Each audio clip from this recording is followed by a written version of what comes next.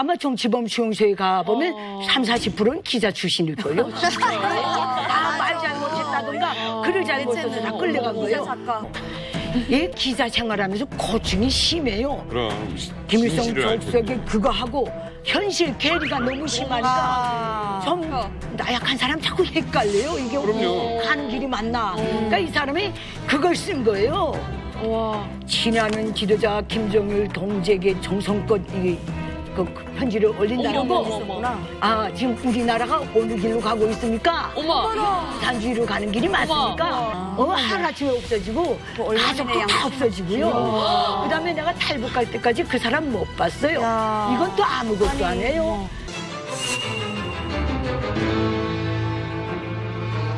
북에서 있었던 기자 생활을 하셨던 분도 계시고 지금 현재 뭐 있는 분도 계시지만 우리 남측의 세 분의 기자가 북의 기자한테 궁금한 게 있다면 뭔지 한 가지씩 한번 들어보도록 하겠습니다. 김민희 기자님 뭐가 궁금하세요? 사실 지금 저희가 하는 거는 굉장히 자유로운 환경에서 취재를 하고 있거든요. 정말 궁금한 것들을 저희가 자유롭게 취재를 할 수가 있는데 사실 제가 전에 듣기로는 북한에서는 그런 것도 다 정해주고 뭐 그냥 자유로운 분위기는 아니다, 강압적인 분위기다 하는데 사실 기자로서는 그런 것들이 좀 답답하지 않을지 그런 것들이 좀 평소에 궁금했습니다. 김정은 위원장 좀 심기 거스르는 기사가 나갔다 했을 때 네.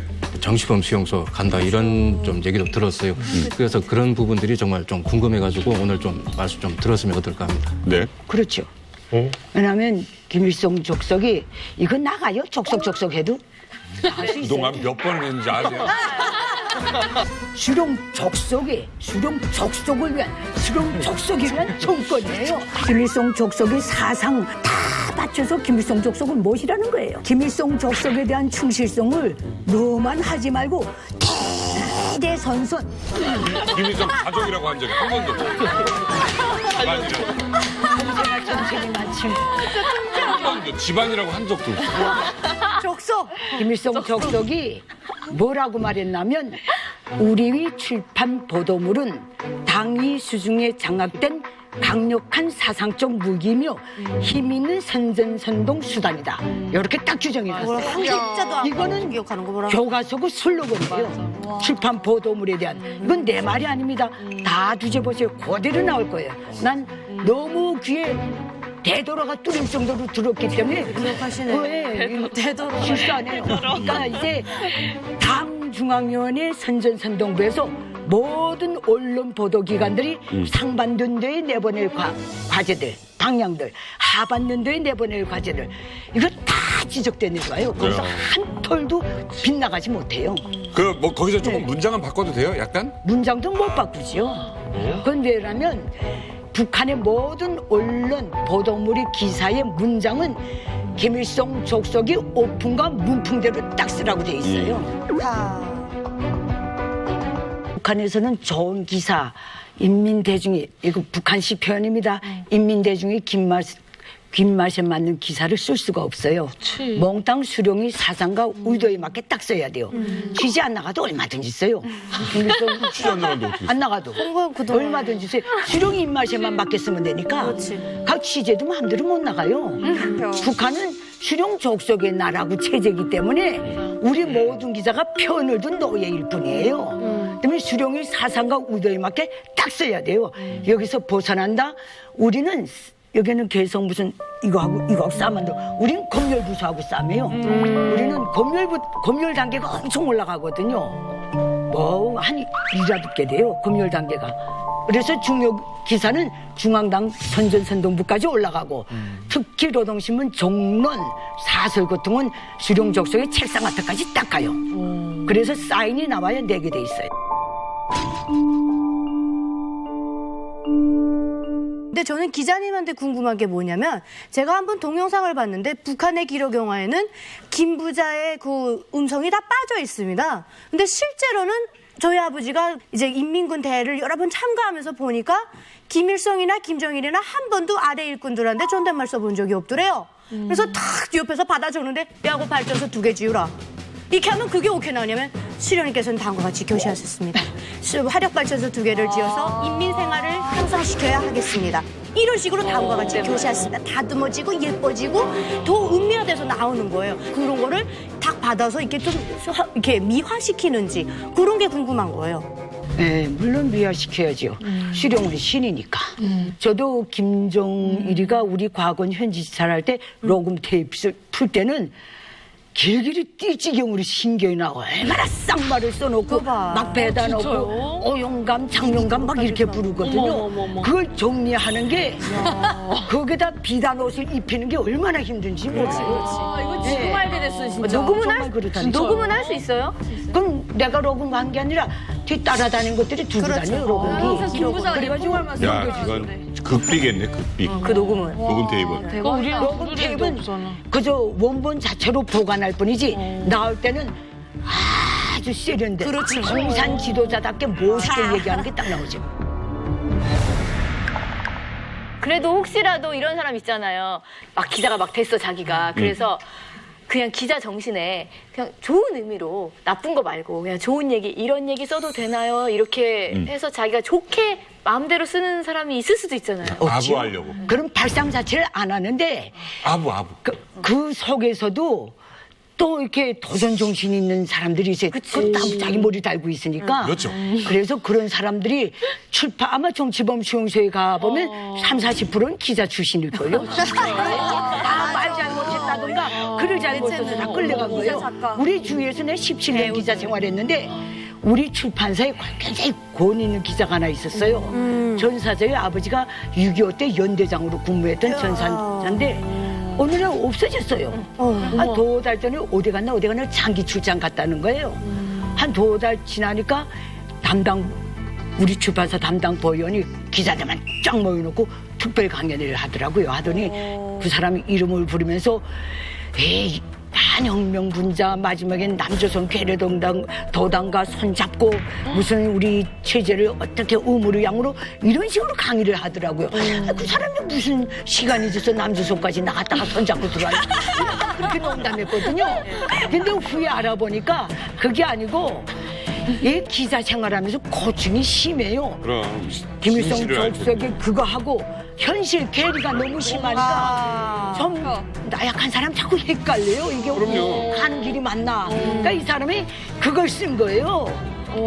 친하는 지도자 김정일 동지에게 정성껏 그 편지를 올린다는 거. 지금 우리나라가 어느 길로 가고 있습니까? 산주의로 가는 길이 맞습니까? 환장했어요. 허박 쓰고 돼지로 들어갔네. 좀 들어봐. 떠들지 말고.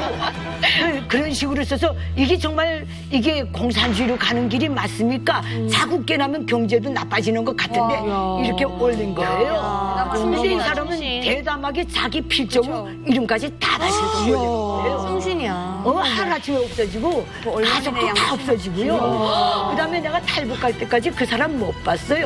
이건 또 아무것도 안 해요. 저 백과사전 출판사에 식물 도감을 만드는 편집부가 있었어요. 거기에는 그 은방울꽃이라는 그 도감, 그 은방울꽃에 대해서 해석을 하면서 은방울꽃이 약재고 어쩌고 하다 마지막에 그런데 독성이 좀 있다면 이런 식으로 써놓은 거예요.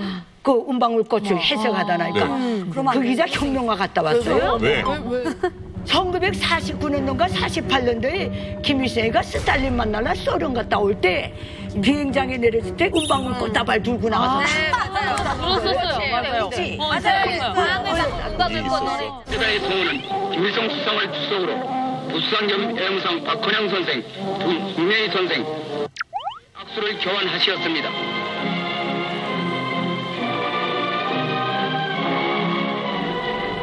그 성물에다 독성이 있다고 썼다고.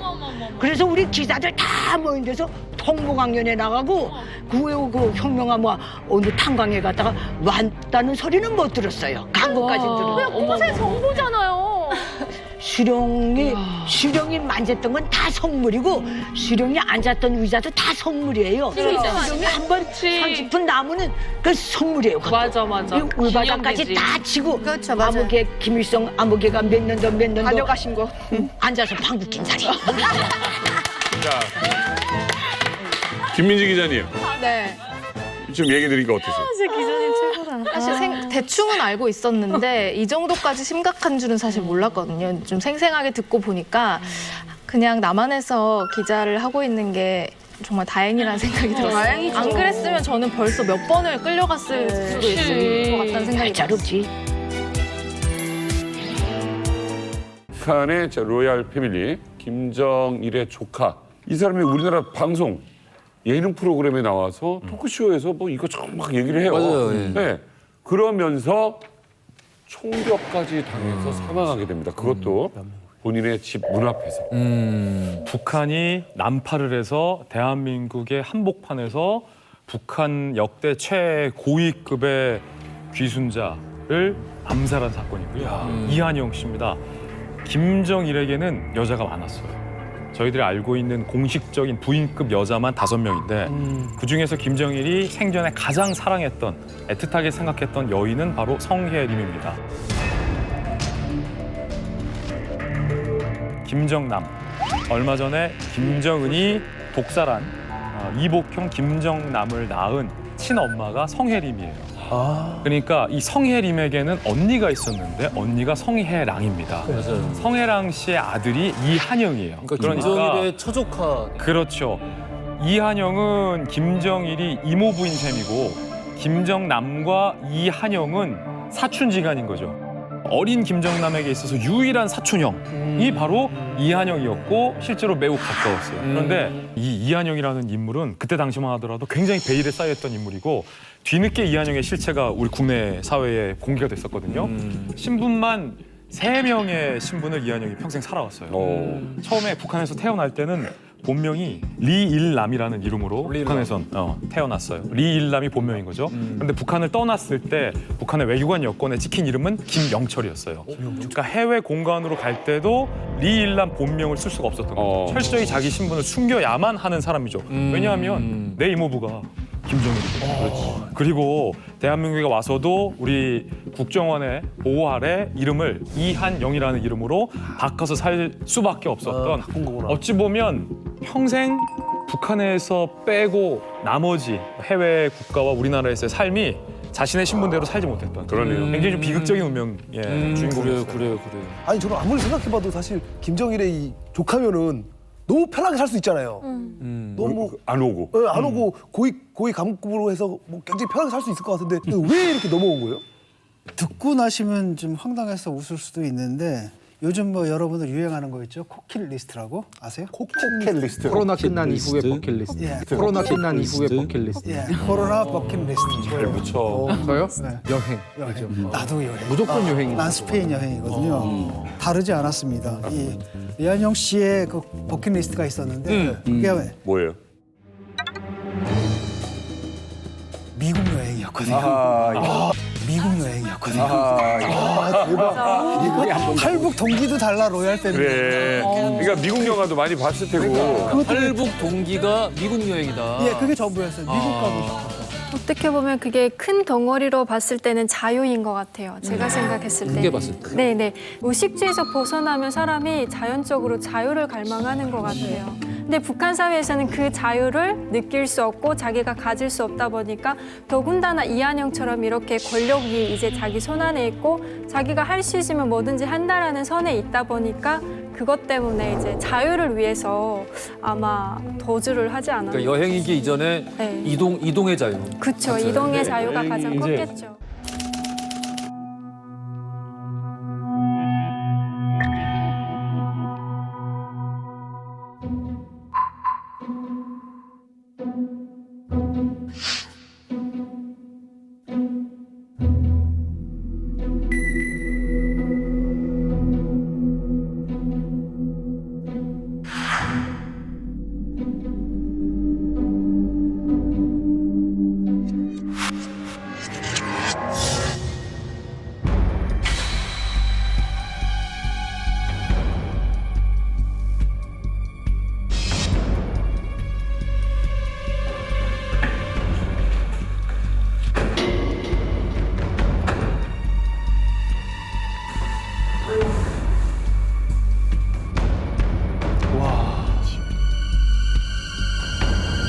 아, 30초 전이에요.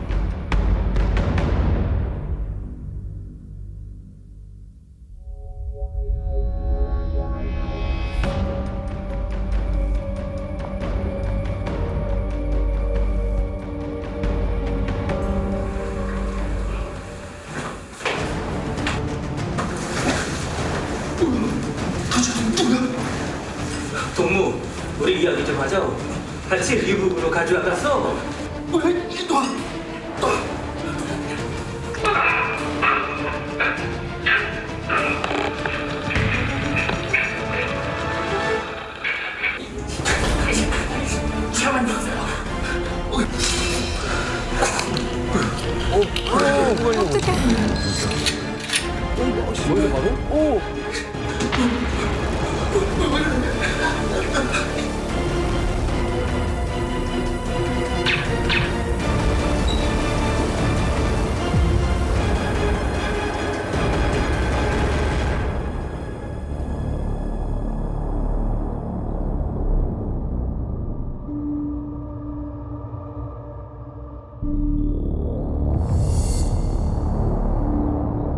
철복에서 데리고 가자고 했겠지. 근데 너무 말을 안 들으니까 그냥 쏴서 죽여버린 거죠. 김정일이가 내 앞에 잡아다 놔라 그랬겠죠. 아, 그렇지. 죽이라고. 진짜 데려가려고 그랬을까? 이런 거. 저기 썼던 그 벨게제 브라우닝 저 총 같은 경우에는 이 손바닥 안에 들어가는 사이즈예요.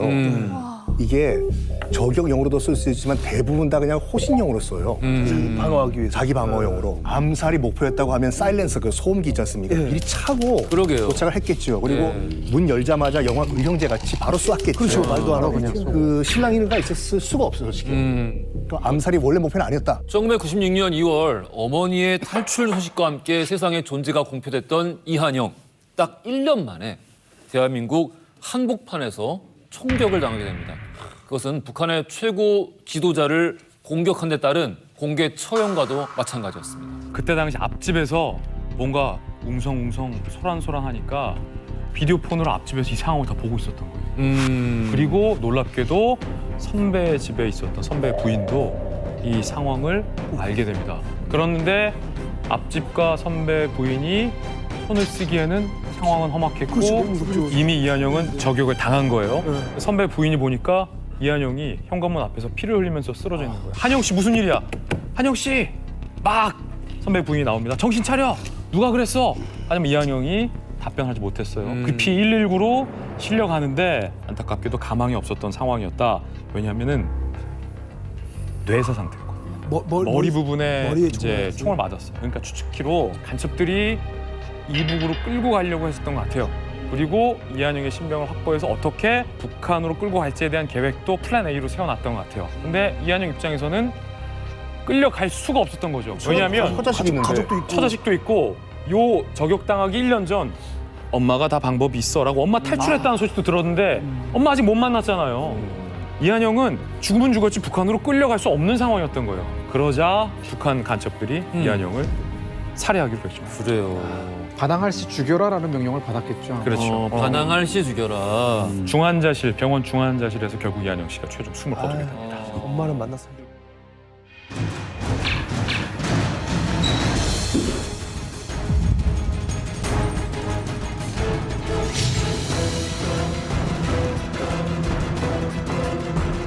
간첩들은 이제 이한영 씨를 성으로 쏘고 그리고 비상계단으로 쫙 지하 주차장으로 내려가서 대기하고 있던 차에 타서 고속도로로 빠집니다. 남해로.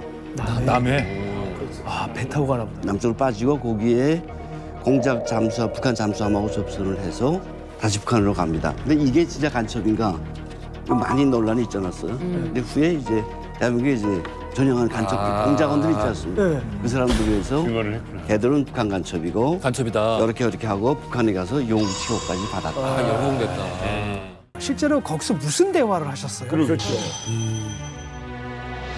안보에 대해서도 왜 이게 돼야 되는지 얘기를 했죠. 김정일이. 왜냐면 우리는 어렸을 때부터 반공교육할 때 맨날 못 먹고 못 살고 뭐 거지같이 쓰고 이렇게 배우지 않느냐. 북에도 마찬가지 남한을 볼 때 이렇게 한다. 그런데 북에 자랑할 만한 이런 풍광을 배경으로 해서 전 세계 그리고 우리 남쪽 국민들한테 보여줌으로 해서 이미지 변신시키는데 이 공화국에 대한 이미지가 엄청 좋아질 것이다. 그러면서 실제 이렇게 외화벌이를 할 수 있다. 아무것도 안 들이고 무형에서 돈을 벌어내는 거거든요. 이제 그것을 강조를 했어요. 공화국이 이 어려운 시기에 투자할 것도 없이 자랑스러운 그런 명산을 활용해서 외화벌이를 한다. 이게 바로 굴뚝 없는 사업이다. 이런 얘기를 앉아서 돈 벌 수 있다 쉽게. 쉽게 벌 수 있다. 그냥 가만히 있으면 돈 벌 수 있다. 그다음에 그 권통금 얘기를 했어요. 안 빠져. 그러니까 지금 알고 있었다는 거예요? 그 골동품에 관련된 건? 보고했으니까 당연히 가는 그러니까 아까 고 선생님 말이 맞다니까. 다 봤다니까. 자, 여러분 생각해 보세요. 그 한꺼번에 그걸 처리할 수 있는 게 우리 내부에서 판단 끝는 300개 없는 거야. 쉽게 해서 왜 광고를 이렇게 했냐? 과도하게 촬영 장비를 엄청 가져갑니다. 북한에 촬영 장비가 없어요. 방송 촬영 장비 못 쓰는 거야. 다 가져가는 거야. 그러면 전부 이게 알루미늄 박스 아니에요. 그러면 올 때 그 알루미늄 다 줍니다. 거기다 기증하고 그 안에는 뭐가 들어가 있어요. 골동품. 그래가지고 다들 해주왕, 안 깨지고. 해주왕에서 떠가지고 컨테이너로 인천항으로 못 들어와요. 그 눈들이 많으니까. 원래 소래폭으로 들어오기로 했던 거예요. 그래서 그러면 대기하고 있던 차에다 컨테이너만 실어주면은 알아서 가져가는 알아서 취급하는 거예요. 아니 그 북한에서의 이제 많은 소문들이 김정은 위원장이 혀가 짧아서 인민들 앞에서 육성으로 한 말이 거의 없거든요. 열병식 때 그나마 하는 게 위대한 명령에 영광이 있으라. 이게 단데. 영적 조선인민군 장병들에게 영광이 있으라.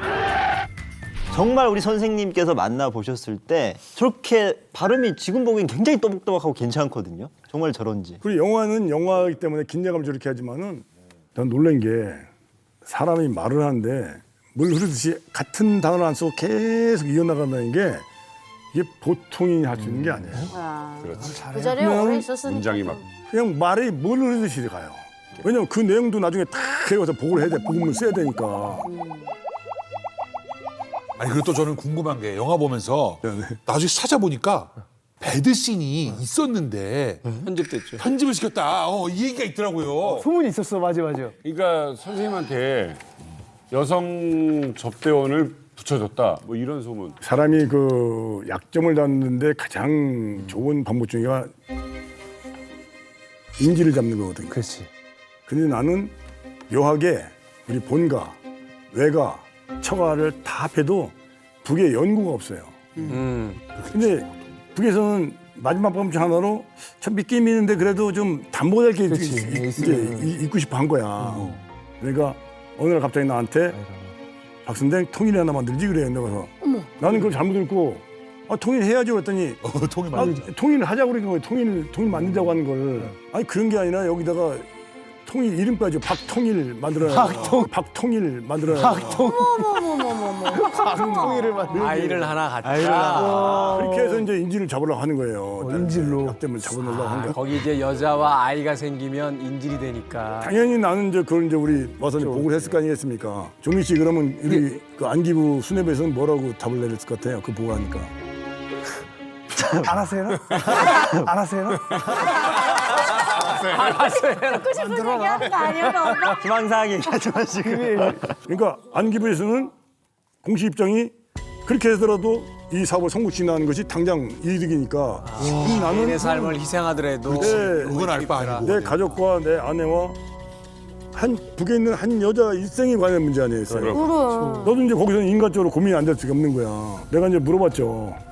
내가 그 고려호텔 내가 쓰는 그 스위트룸은 이거 다 100% 도청된다고 보고 예상할 거 아니겠어요. 그 어머니 아버지 알고 있냐 그랬더니 알고 있다는 거예요. 그게 뭐라고 하시더나 그랬더니 아버지가 어제 저녁에 그러시더래요. 밥을 먹으면서 뭐라고요? 당과 인민을 위해서 우리 집안의 영광스러운 밥이니까 잘해라. 그러면서 이제 얘가 뭐라고 하냐면은 근데 어제 밤에 자는데 이상하더래 기분이. 눈을 뜨니까 아버지가 자기 자는 머리판 앉아서 손을 잡고 울고 계시더라는 거예요. 아이고야. 그만 그런 거구나. 딸이니까 아는데 나라에서 그게 부모 마음 아니에요. 에이가. 국가의 책임 중에 하나가 자국민을 보호하고 그들의 삶이 영위되도록 하는 것이 국가의 책무인데 이것은 권력자의 비자금도 돈 벌기 위해서 24살의 꽃다운 여성의 인생을 망치는 거잖아요. 기존에 나를 만났던 사람들은 다 아웃된 거 없는 거예요. 그럼 저기 있는 사람 다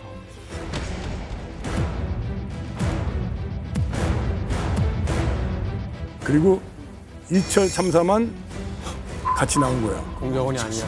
예. 군인 아니니까. 그러면서 그때 내가 이제 그 얘기를 한 것은 좋아, 난 아주 지키겠다. 다만 우리 가족과 우리 어머니는 즐겁지 않냐. 내가 지금 이제 들어가면 내가 공학 들어가서 내가 하라는 대로 하겠다. 그러면서 똑같은 얘기를 하더라고요. 내가 우리 국정원 수사 담당자가 나한테 해줬던 얘기를 장군님께서 이렇게 해서 통크게 봐주겠다. 똑같이 하는 거예요. 실제 우리 국정원에서 잡았다는 얘기 아니에요. 거짓말한 게 아니라는 얘기예요. 그렇게 확증이 되고 안심을 한 거죠. 왜 통 크게 봐줬을까요? 실제 아까도 초대 말했잖아요. 공작의 목표가 적을 혼란하게 한다든가 누구를 암살하든가 어느 시설을 뭐 핵시설 파괴한다든가 포토가 이런 게 아니란 말이에요. 의도를 파악하고. 나는 그 속에 들어가서 우리가 필요한 정보, 있는 정보만 가져오는 것이 내 공작 목표란 말이에요. 그 좋은 정보를 갖고 와야 되는 거야. 그렇기 때문에 실질적으로 북에 대해서 내가 손해를 끼친 건 없는 거예요. 그게 이제 첫 번째 명분이 됐을 것이고 실지는 내가 판단하는데 이것 때문이었을 거예요. 돈을 많이 벌어다 줬으니까. 내가 볼 때는 골동품에 대해서 상당히 미련을 갖고 있었던 것 같아요.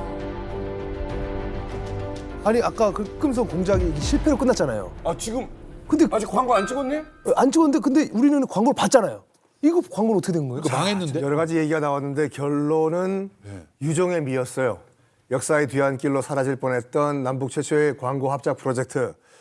2005년도에 다시 꽃을 피웁니다.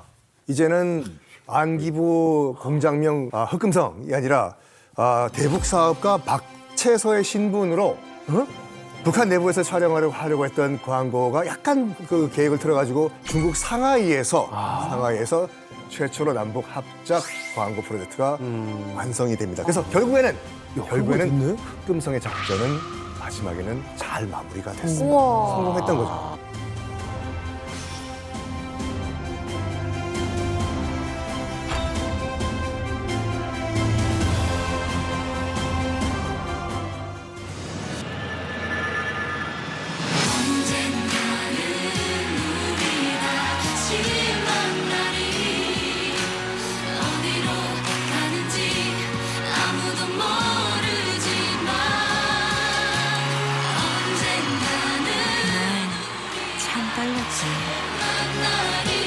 이 광고가 다시 살아났어요. 얘기를 쭉 듣고 보니까 또 다르네요, 이게. 그러네.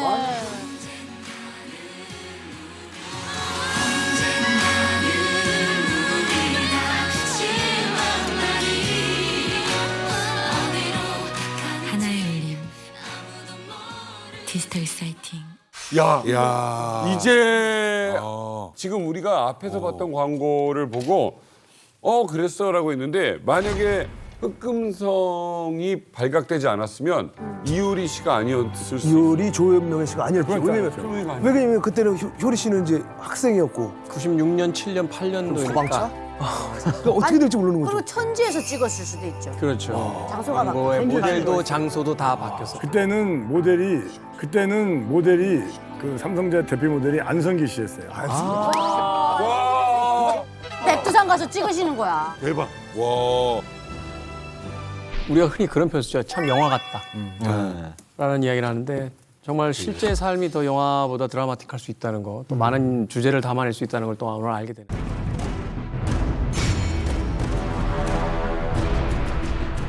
위대한 용도자 김정일 동지께서 현지 지도의 길에서 극병으로 서거하셨다는 것을 가장 비통한 심정으로 알린다.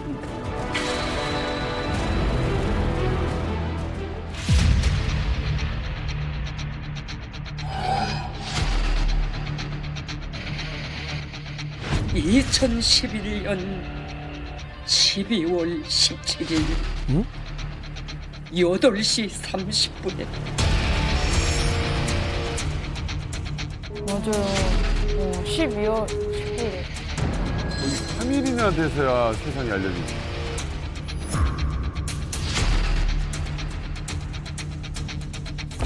자, 자, 애도와는 거리가 먼 의학적 결론서를요, 김정일 사망 원인부터 이제 공개를 했습니다. 병리 해부 검사에서는 질병의 진단이 완전히 확정되었다.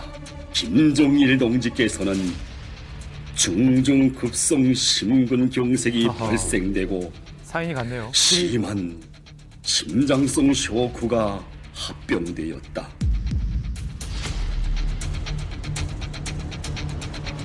이거를 왜 하지?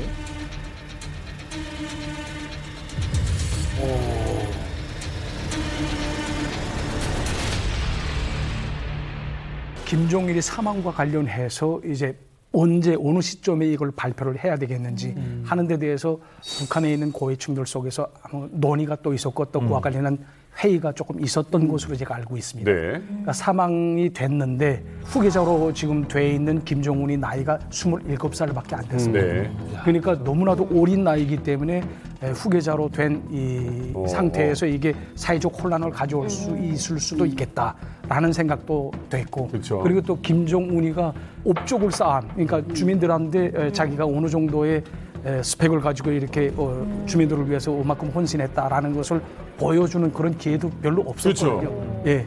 그리고 제가 듣건대는 2012년에 장성택이 한데 김정은이 100% 모든 것을 올라가는 보고문건 거의 모든 것을 다 자문했다고 합니다.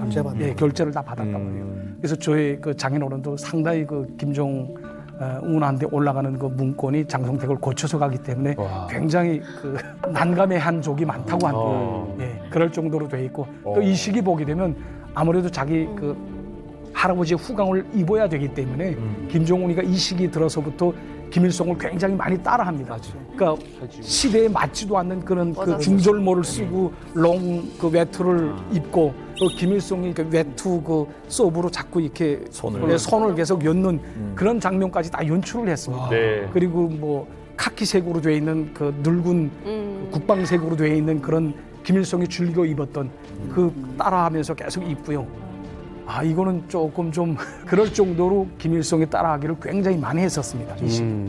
저는 이제 12월 19일에 이제 북한에서 학교 다니고 있었어요. 고등학교 다니고 있는데 갑자기 그 학교 교내 방송으로 12시에 중대 방송이 있다는 거예요. 전교생 다 모이래요. 그래서 모였는데 갑자기 리춘희 아나운서가 엄청 울먹울먹한 목소리로 막 사망했다고 하는 거예요. 그래서 진짜 그때 한 몇 초 정적이 그 운동장에 쫙 흐르다가 울음소리가 왁 나는 거예요, 애들이.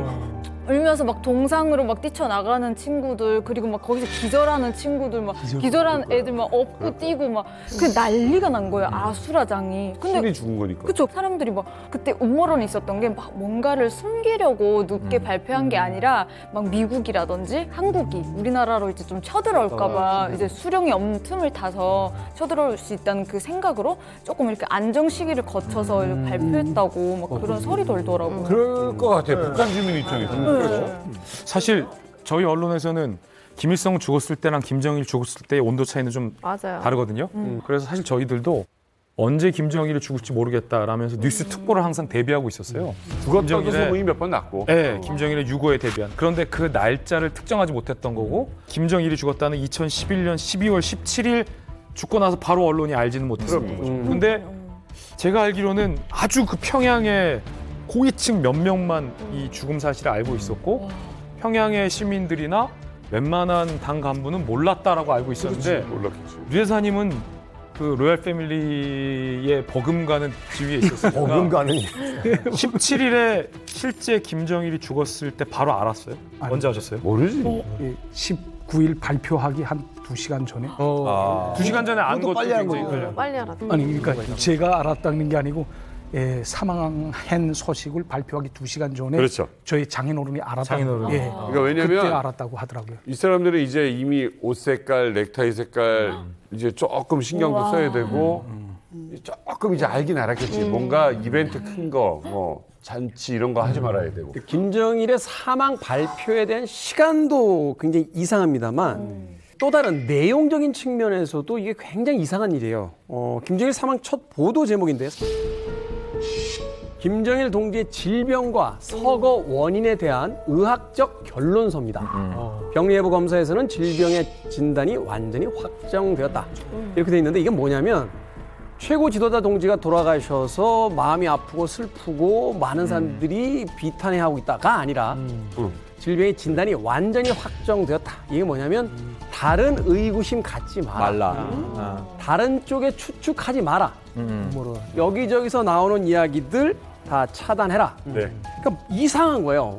왜냐하면 이거 사실 국가적인 어떤 사건이기 때문에 애도의 표현이 먼저 나와야 되잖아요. 그렇지. 근데 왜 어떻게 죽었는지에 대한 좀 원인을 먼저 내보내면 이게 딱 저것만 봤을 때는 국가 지도자가 서거했다는 그런 메시지가 아니라 살인사건 경찰 수사 보고서예요. 뭐뭐 때문에 죽었다. 보통 그 국가 원수가 뭐뭐 때문에 죽었다라고 자세하게 발표하는 거는 딱 한 케이스예요. 암살.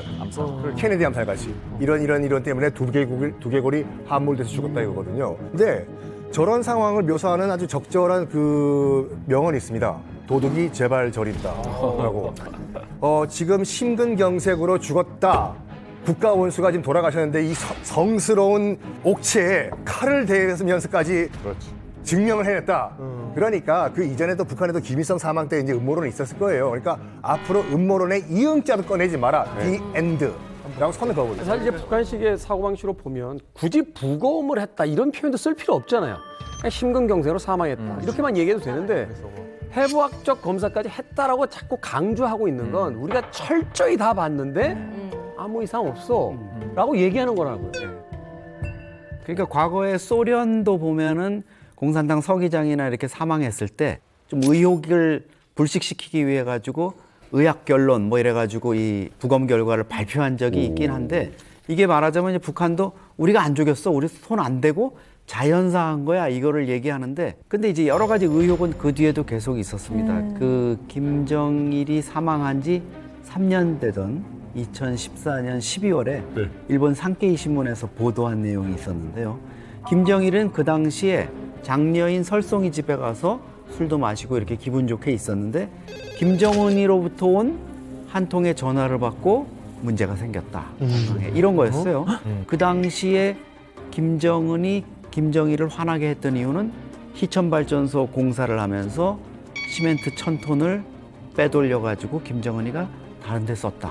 뭐 이런 얘기가 나와서 이거 뭐가 있는 거 아니야? 이런 느낌이 좀 들었어요. 그래서 그 보도에서 한 걸음 더 들어가서 김정일이가 후계자로 김정은을 믿고 세웠는데 김정은이 나몰래 시멘트 콘크리트를 뒤에서 팔아서 자기 주머니를 챙기고 있었다라는 것에 김정일이 굉장히 충격을 받고 아버지 김일성이 김정일의 이 들이댐에 충격을 받고 뒷목을 잡았던 것처럼 김정일도 후계자로 세운 걸 후회하면서 졸도했다라는 일종의 음모론이 나온 건데 김일성의 죽음을 두고는 지금까지도 굉장한 의문이 많지만 김정일의 죽음은 상대적으로 그렇게 의문이 많거나 하지는 않은 상황이에요. 건강 상태가 워낙 안 좋았기 때문에.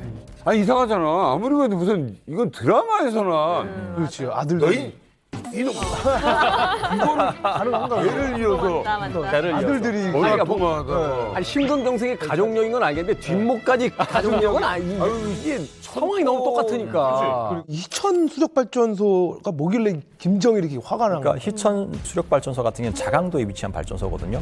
김정일이가 들어왔을 때 핵심 정책이 뭐냐면은 선군 정치예요. 선군 정치라는 건 군을 앞세우는 거잖아요. 근데 그 군을 떠받치기 위해서는 좋은 무기들이 있어야 돼요. 사실은 희천 발전소에서 생산되는 모든 전기는 북한의 군수 공장으로 들어가는 거예요. 북한의 모든 경제가 엉망이 되고 전기가 안 들어오더라도 군수 공장은 돌아가야 돼요. 이 역점 사업인데 이게 사실은 10년이 걸리는 프로젝트라고 했는데 김정일이가 엄청나게 다그쳐가지고 4년 만에 끝내는 그런 중요한 국가적인 사업인데 여기에서 김정은이가 시멘트 1000톤을 아버지 역점 사업에서 빼가지고 자기 원하는 대로 썼다? 이거는 뒷목 잡죠. 네. 이게 이제 김일성에 대한 음모론, 김정일의 죽음에 대한 음모론까지 따로따로 띄워놓고 보면 뭐 그럴 수도 있어 라고 생각을 하는데 이걸 한번 같이 붙여보자고요. 그러니까. 그러면 아버지 김일성과 아들 김정일 죽음이 평행이론처럼 거의 흡사합니다. 둘 다 자식 때문에 쓰러졌다. 결국 이제 후계자의 어떤 그 뭐 반발이라든지 악행에 의해서 뒷목을 잡고 쓰러졌다.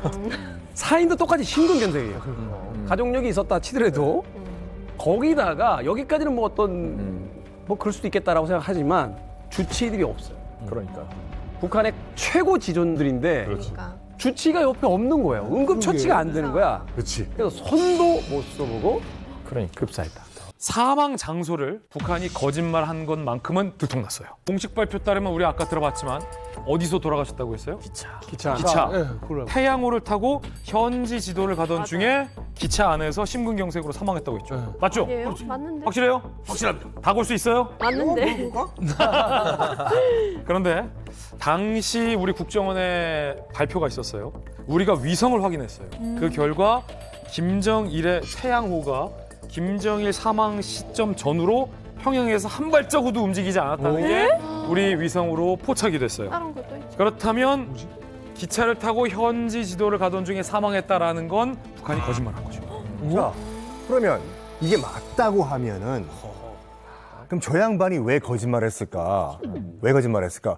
아버지가 죽었어요. 아버지가 죽었는데 이걸 어떻게 발표를 할까? 만약 내가 정말 어떻게 직간접적으로 죽였다고 하면은 주변에 의사나 의료 시스템이 가장 없을 만한 장소가 뭐가 있을까? 그 기차관 안에서 죽었다고 하면 괜찮을 것 같은데요. 요 기차 아이디어를 떠올리기 위해 가지고 요 시간을 쓰지 않았을까라는 추론도 가능해요. 그러니까 이 북한이 발표한 거는 평양역이 아닌 거죠? 저 멀리 어딘가 가다가 맞아요. 사망했다로 나온 거고. 근데 그거에는 저는 또 북한이 또 이렇게 주민들에게 우상화 교육도 있다고 생각해요. 이게 저도 장군님이 멀리 이렇게 뭔가 머나먼 현지 지도의 길에 주민들을 위해서, 인민들을 위해 이 새벽에 그렇게 오르시다가 숨을 지셨구나 이렇게 생각했거든요. 일단 음모론 자체가 나온 거의 어떤 뿌리는 김정일을 우상화해야 된다는 어떤 그런 절박감 그런 거에서 출발을 한 것 같아요. 그래서 하나의 이제 신화를 만든 거고 그 당시에 이제 절박했던 후계 수업 기간이 너무 짧았다는 이런 부분이 있어요. 그러니까 김정일이가 살아 있을 때는 전혀 그런 영상이 공개 안 됐는데 죽은 다음에 나온 그 영상을 보면 김정일이 어디 뭐 공장이나 이런 데 갔는데 오른쪽 다리를 질질 거의 끌다시피 걸어가요. 그건 뭐냐면 내가 지금 살 날이 얼마 안 남았다는 걸 본인이 직감한 상태에서 27살의 이 막내 아들한테 자기가 생각한 후계 수업의 어떤 진도가 있을 거 아닙니까? 커리큘럼이. 그렇죠. 이거는 다 완수해야 된다 이런 것 때문에 움직인 거고 그 와중에 이제 사실 좀 뭐 북한 표현대로 겹사이는 피로, 스트레스 이런 것 때문에 심장이 견디질 못하고 사망을 했을 텐데 그 과정을 이제 그렇게 좀 미화를 한 거겠죠.